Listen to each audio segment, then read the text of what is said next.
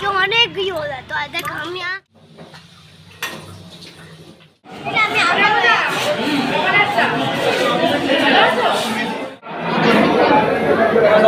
বন্ধুরা কেমন আছো সবাই?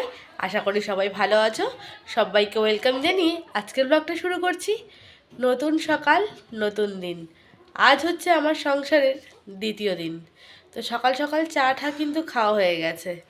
আর এই হচ্ছে সানা। হ্যাঁ তবে আজ কিন্তু আমি নতুন বাড়িতে চলেও যাচ্ছি দেখো দাঁত পড়ে তবে আজ কিন্তু আর মায়ের বাড়ি থেকে খাবার আসবে না। আজ আমি রান্না করেই খাবো। যেহেতু শনিবার আর মেয়ের বিকেলে পড়া রয়েছে, ওখানে দাঁড়াও, বিকেলে পড়া রয়েছে, তো এই বেলা আর যাবো না। ঘরে যা হবে সেদ্ধ ভাত একটু ফুটিয়ে দুজনে খেয়ে নেব। তো সকালবেলায় কাজকর্ম প্রায় বাসি কাজ ছাড়া কমপ্লিট। তবে ঘর দোয়ার কিন্তু এখনও অগোছালো। সরে যা মাম্মা। এই যে পুরো সব কিছু আমি এখনও গুছিয়ে কমপ্লিট করে উঠতে পারিনি। কালকেই তো সবে শিফট হয়েছি, যতটা পেরেছি আপাতত গুছিয়েছি। এবার ধীরে সুস্থে কমপ্লিট করে নেব। একটু অল্প বাকি, অল্প না, বেশ ভালোই বাকি। এখনো 3টে আলমারি গোছাতে হবে, শোকেস গোছাতে হবে, মানে বিভৎস কাজ। যাই হোক, বহুত কাটনি করতেই হবে। তো সকাল সকাল এখন যাচ্ছি বাজারে, একটু সকালের টিফিনও কিনে আনবো। তো যেহেতু আমার এখনও সিলিন্ডারটা আসেনি, তো সেই জন্য গ্যাসে সব মানে ইন্ডাকশানে তো সব কিছু রান্না করতে পারছি না। আর এখনও মুদিখানা বাজারটা করারও কিন্তু সময় পাইনি। চেঞ্জ করে নিলাম, হাতটা ব্যথা হয়ে গেছিলো। তো মুদিখানা বাজারও তো এখনও যেহেতু হয়নি, তো সেই জন্য ঘরে প্রপারভাবে যে রান্নাটা সেটা কিন্তু আমি করতে পারছি না। তো সকালে জলখাবারটা আজকে কিনে আনি, এনে দুজনে খাই। আর শনিবার ওর বাবার আজকে উপোস রয়েছে। আর বাজারে যাব, যেটুকু প্রয়োজন চাল ডাল আলু একটু কিনে আনি দুপুরে রান্না করে খাওয়ার জন্য। তো চলো এখানে বেরিয়ে পড়ি, বাজারটা তোমাদেরকে দেখিয়ে নিয়ে আসি। বাজার দেখানোর থেকেও বেশি ইম্পর্টেন্ট কী কী বাজার করলাম সেটা তোমাদের দেখাই। তো চলো আজকের দিনটা শুরু করা যাক। বেরিয়ে পড়লাম মেয়েকে নিয়ে সকালে জলখাবারটা কিনতে যাওয়ার জন্য। আজকে অবশ্য কেনা খাবারটা খেয়েই কাজ চালিয়ে দেব। পরের দিন থেকে চেষ্টা করব বাড়িতে তৈরি করে খাওয়ার। কেননা বাইরের এই তেলে ভাজা খেতে ভালো লাগলেও শরীরের পক্ষে কিন্তু একদমই ভালো না। আর তাছাড়া যে তেলটায় ভাজছে ওটা দেখেই কিন্তু আমার গা শিউরে উঠেছে। আর এই হচ্ছে আমার এলাকার বাজার।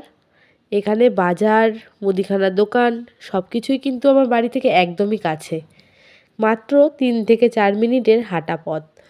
আগে আমার বাড়ি থেকে বাজারটা দূরে হলেও এখন কিন্তু খুব একটা সমস্যা হবে না।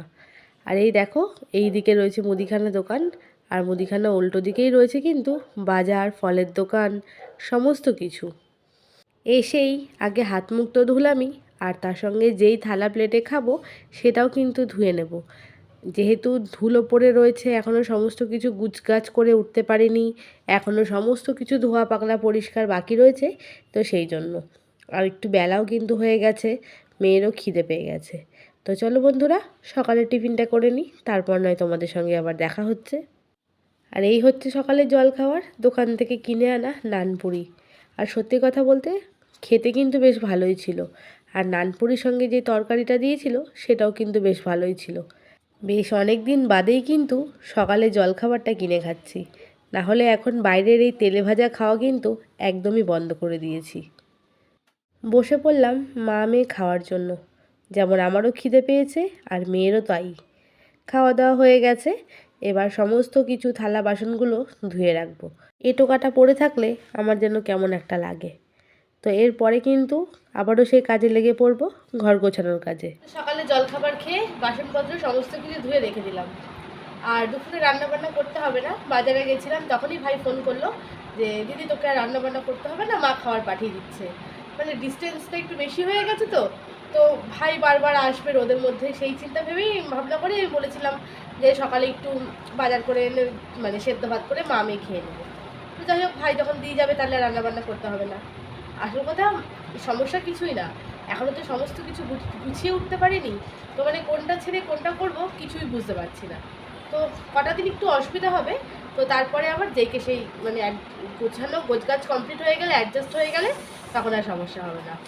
তো এবার জামা কাপড় চেঞ্জ করবো, করে লেগে পড়ি কাজে। আর কি, এবার আলমারি ধরি এক একটা, কেননা জামা কাপড় সব উল্টোপাল্টা যেহেতু হয়ে রয়েছে, কোনো জামা আর খুঁজে পাচ্ছি না, কোথায় কি রয়েছে না রয়েছে কিচ্ছু খুঁজে পাচ্ছি না।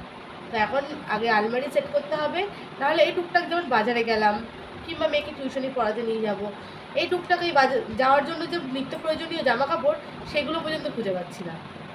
তো চলো বকবক না করে কাজটা শুরু করে দিই। ঘড়িতে বেজে গেছে 2টো, আর মার বাড়ি থেকে কিন্তু যথারীতি খাওয়ার চলে এসছে। তো চলো আজকে দেখে নিই যে আজকের মেনুতে মা কী কী পাঠিয়েছে।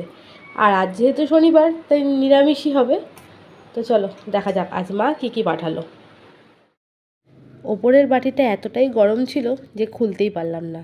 আর এই বাটিতে তো দেখাই যাচ্ছে যে রয়েছে ডাল, নিরামিষ আলু পটলের তরকারি, আর এটা অনেক কষ্টে খুললাম। তো তার ভেতরে ছিল নিরামিষ আলু সয়াবিনের তরকারি। আর প্রত্যেকটা রান্নাই কিন্তু সত্যি অসাধারণ হয়েছে। আর এই প্যাকেটে ছিল আলু ভাজা, যেটা মেয়ের জন্য পাঠিয়েছে। আর এই ক্যানের মধ্যে রয়েছে ভাত। এই ভাতের মধ্যেও ছিল কিন্তু অনেক কিছু, পটল ভাজা, বেগুন ভাজা। আমার মা এত খাবার পাঠিয়েছে যে এখানে 3 জন আমরা খাবার খেতে পারবো। আর ভাত এতটা পরিমাণে পাঠিয়েছে কি বলবো।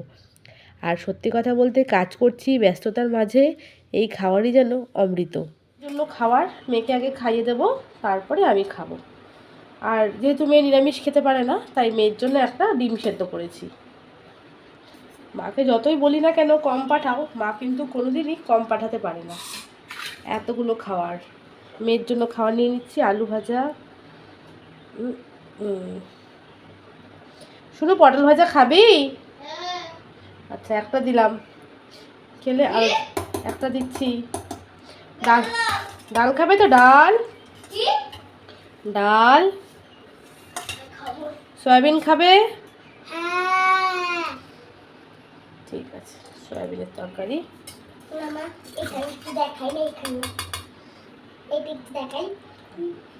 ব্যাস, এই হচ্ছে মেয়ের খাওয়ার।